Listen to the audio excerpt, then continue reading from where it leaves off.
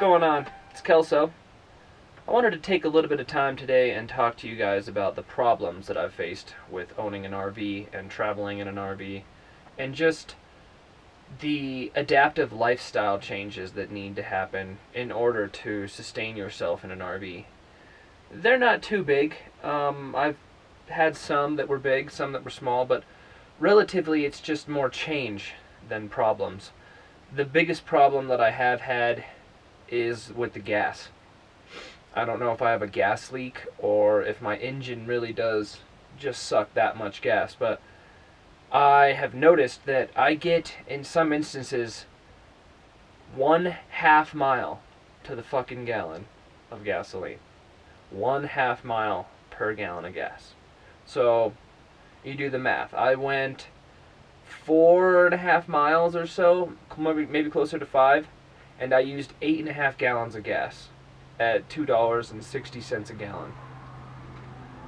So that's the biggest problem. I don't even think military tanks get that worse of gas mileage. If anybody knows, I'd love to know, but I mean, 1/2 mile per gallon, I mean, that's literally just like taking the gallon jug and just dumping it out. I feel like you couldn't even get a gallon of gas out going at 1/2 mile. You'd still be sitting there trying to get it out. So, that's the biggest problem. You know, spending $60 to get to each destination and then another 60, and it's just like, wow, that's really adding up. You know, and after a while it becomes, you know, more than, say, rent would be, but you know, it's totally worth it to me. If I got to put in extra money to get someplace, you know, I get to take my house wherever I want. So it's a problem, but it's more of just a cost problem. If I could figure that out, I would be ecstatic. If I could get better gas mileage than this, I was actually depressed when I found out this thing got like 8.5, and I was hoping for like 10 or 12, which was an unrealistic dream. But now we're talking like sometimes 1 mile per gallon, 1/2 mile per gallon. Shit, I'll take that 8 miles per gallon any day over that. I mean, when you can just sit there and watch your gas gauge just slowly start going down. I mean, I can physically, when I'm going uphill, I can physically watch the gas needle start trickling down. So that's a pain. As far as other problems, you know, some small leaks here and there. The roof has some small leaks coming in through where the vents are. Luckily, the only one there is over the bathtub, and it's coming in from the inside, and I can tell that it's not making its way back into the actual interior of the roof, so there's no rot or anything going on in there, which is kind of convenient. I pulled that whole thing off and checked in there, and everything seems fine. So I threw some sealant on that, and that's fine. That doesn't leak anymore. I had a problem with my water tank, my storage tank. I would fill it up. It's a 40-gallon tank, and whenever I would fill it up, I would get the slosh in the tank, and that slosh would come back up the inlet tube where you fill it up.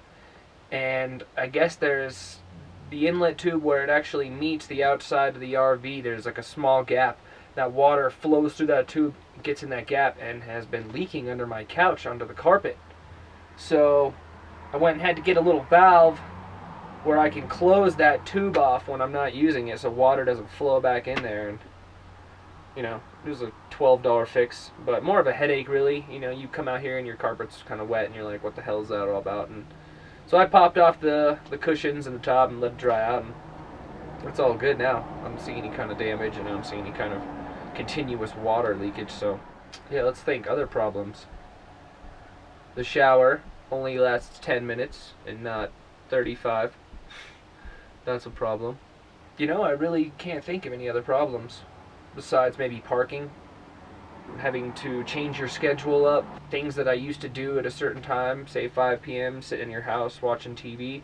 Now I'm doing, you know, I'm looking for a spot to go that night, or I'm, you know, doing this or I'm doing that, and it's just a completely different way of living. I watched a lot of videos from other people on YouTube, and, you know, drew a lot of inspiration from what they had to say about taking a chance and not being afraid to take a chance and following your dreams and just going after it, whether you're scared or not. Like, we're all scared. You're scared. I'm scared. We're all scared. So might as well do it. And the most rewarding things come from the things that are the scariest in the beginning. And this has just been an absolute reward every day. and I can't wait to spend each day in this thing and just travel and camp and shoot photos and make these little videos and try to forget what day of the week it is. That would be my ultimate goal. So to wrap this up, the only problem, like I said, is gas and money, financial issues.